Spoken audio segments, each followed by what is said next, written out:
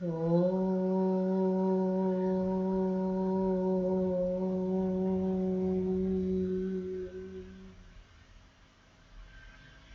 Om Namo Bhagavate Shri Arvindaya.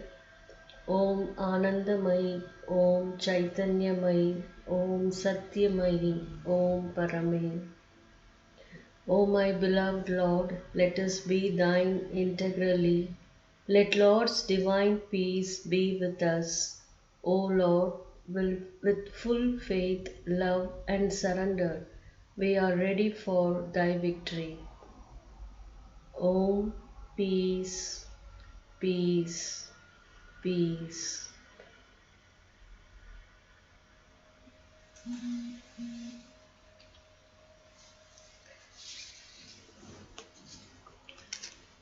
Prayers and meditation, January 9th, 1914.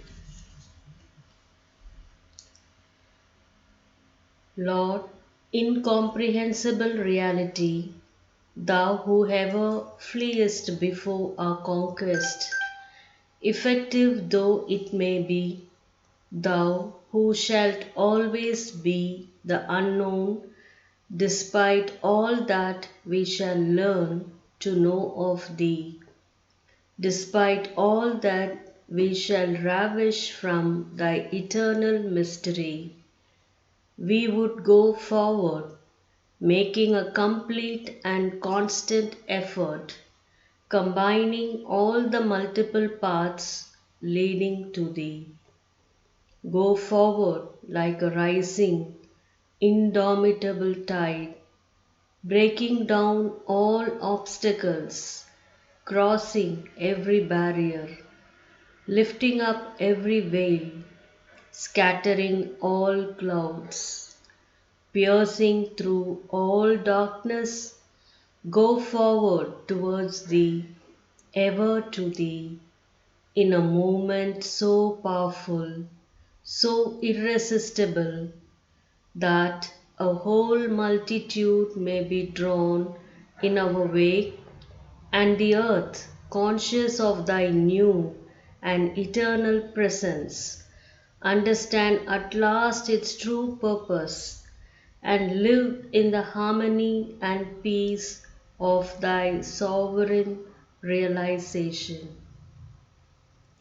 Teach us always more, give us more light, dispel our ignorance, illumine our minds, transfigure our hearts, and give us the love that never runs dry, and makes thy sweet law flower in every being.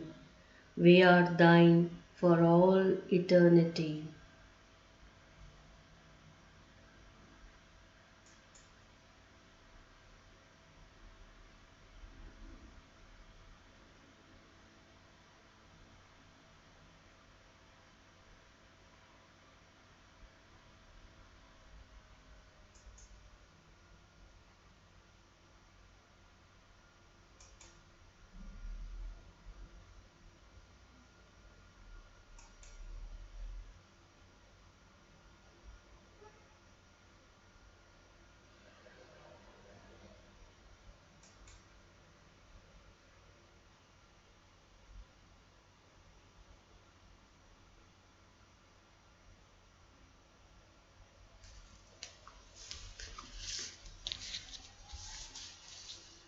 Savitri,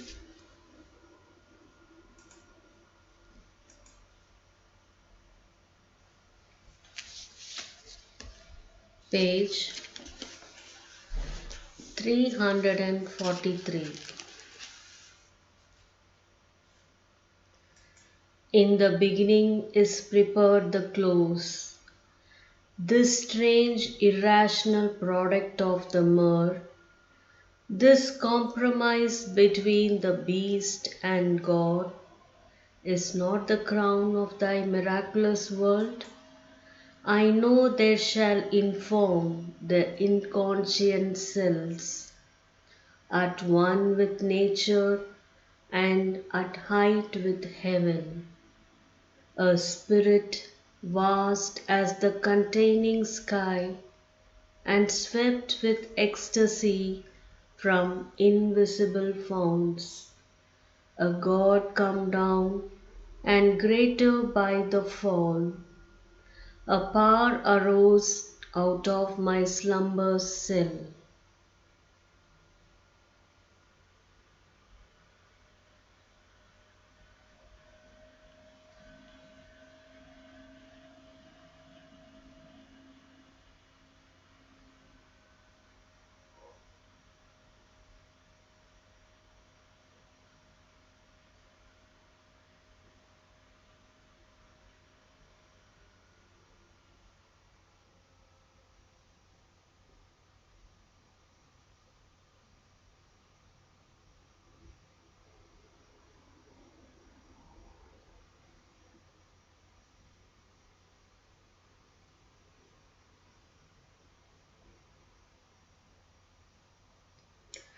Abandoning the tardy limp of the hours and the inconstant blink of mortal sight, there where the thinker sleeps in too much light and intolerant flames the lone all witnessing eye, hearing the word of fate from silence heart in the endless moment of eternity, it saw from timelessness the works of time.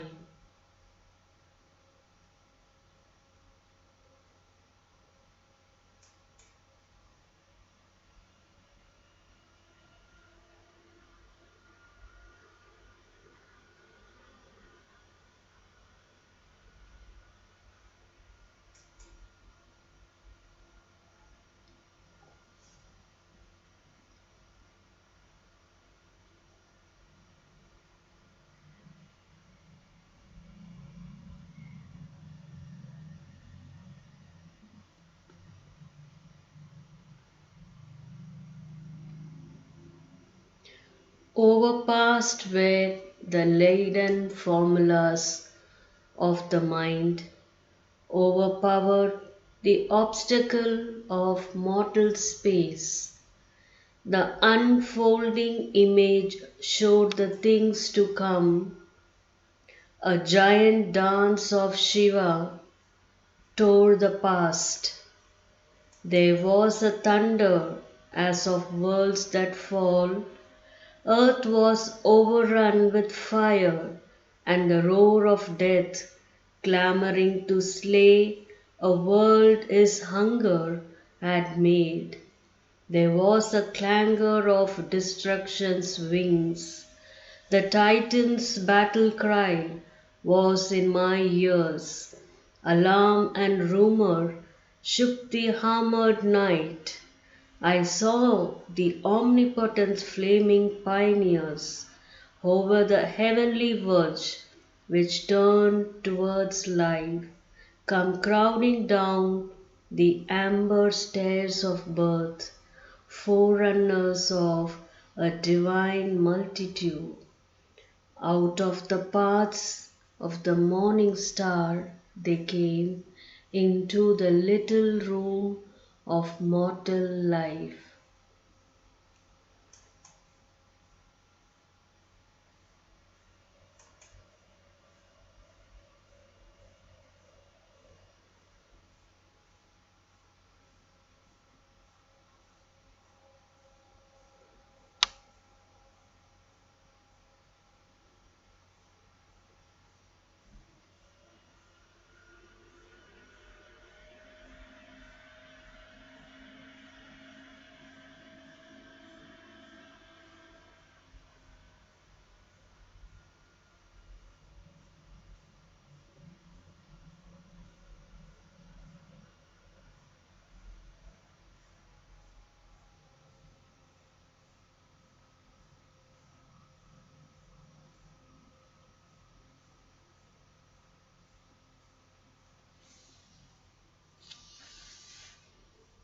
I saw them cross the twilight of an age, the sun eyed children of a marvelous dawn.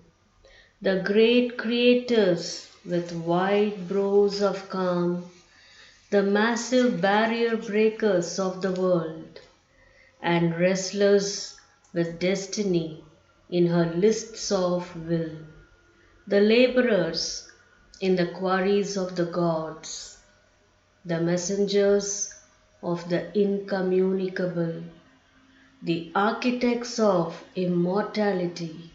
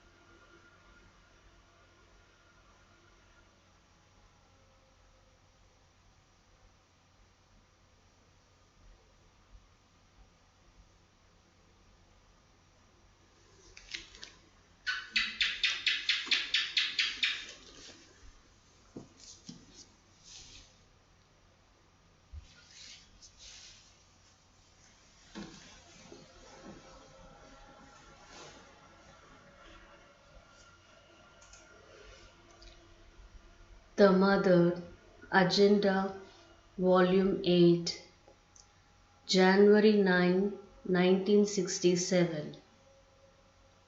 Are you tired? No, I can't say tired. I don't feel tired.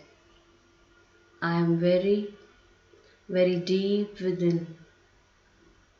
I feel I am there, and usually it's not like that. Since this morning, I have had the feeling of being there, and it's extremely strong there, as if something were being done. I feel work is being done.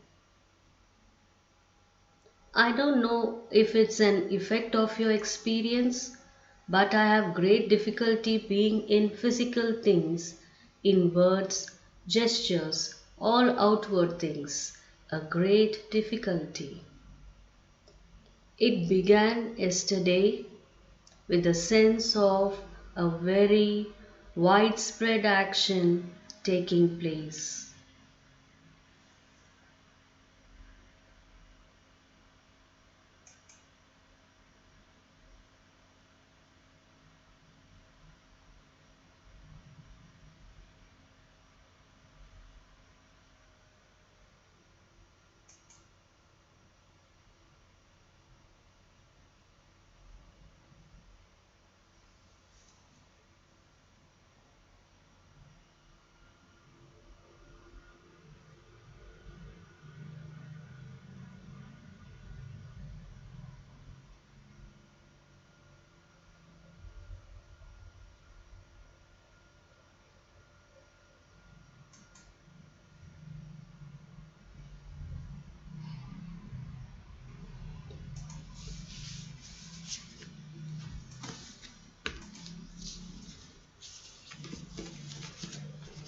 Life Divine,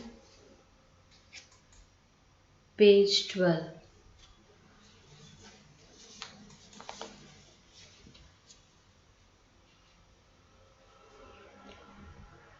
But when that rhythm has once been disturbed, it is necessary and helpful that man should test separately in their extreme assertions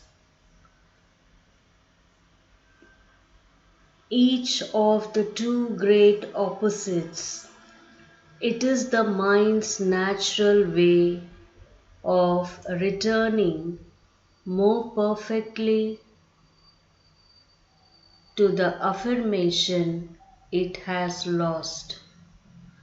On the road, it may attempt to rest in the intervening degrees, reducing all things into the terms of an original life energy or of sensation or of ideas.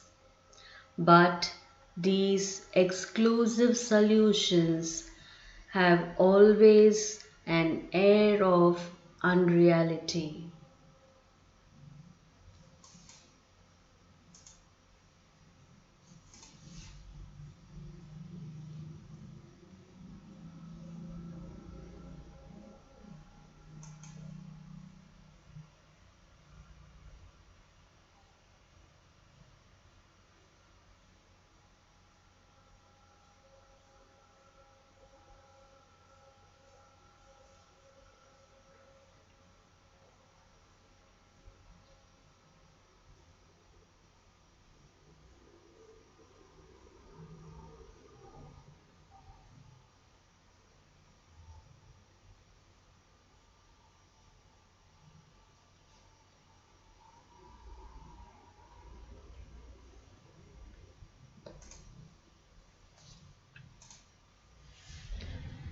They may satisfy for a time the logical reason which deals only with pure ideas, but they cannot satisfy the mind's sense of actuality. For the mind knows that there is something behind itself which is not the idea. It knows, on the other hand, that there is something within itself which is more than the vital breath.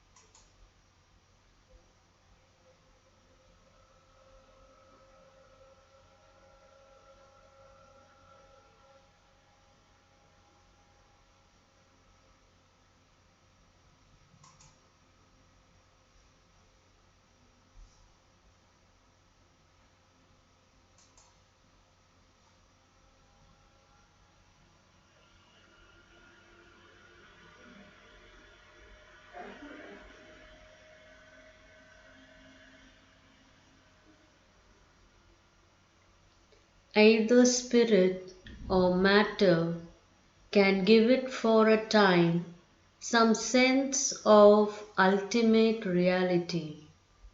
Not so any of the principles that intervene. It must, therefore, go to the two extremes before it can return fruitfully upon the whole.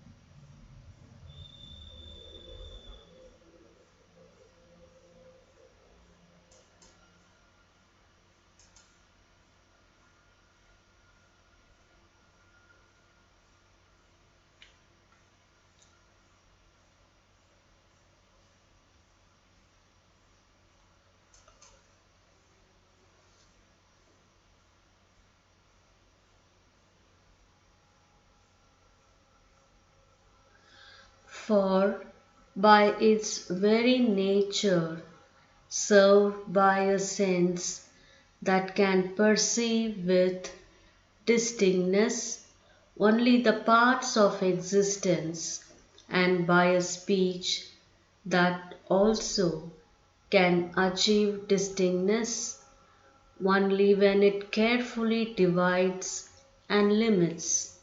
The intellect is driven, having before it this multiplicity of elemental principles, to seek unity by reducing all ruthlessly to the terms of one. It attempts practically, in order to assert this one, to get rid of the others.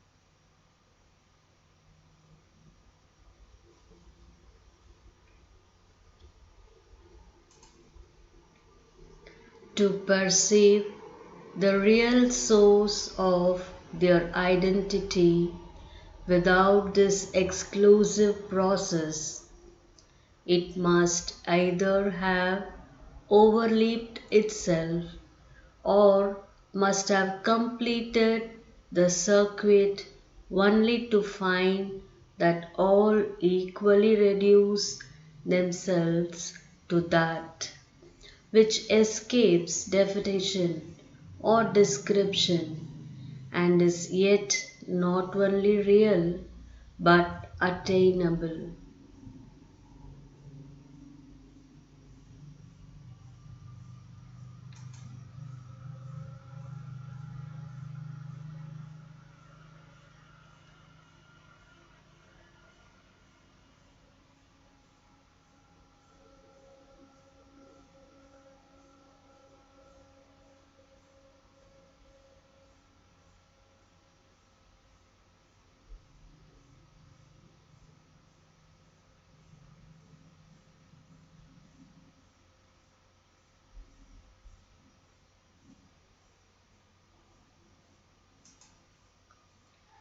By whatever road we may travel, that is always the end at which we arrive, and we can only escape it by refusing to complete the journey.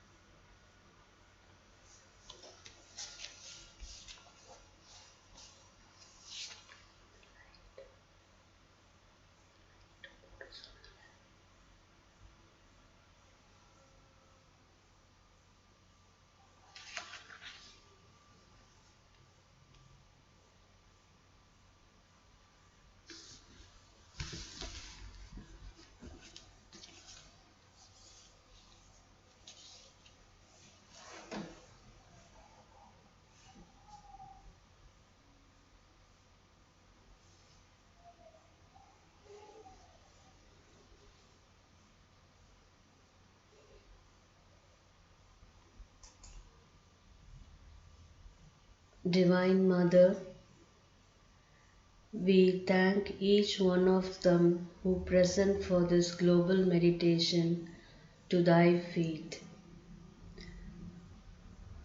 We pray for the people who aspire for the light, for the peace, and for oneness and goodness for the world and for the Mother Earth. And we thank those who served for Aurobindo, who are serving and who is going to serve in future. We surrender our prayer to thy feet, Divine Mother and Lord Sri Aurobindo.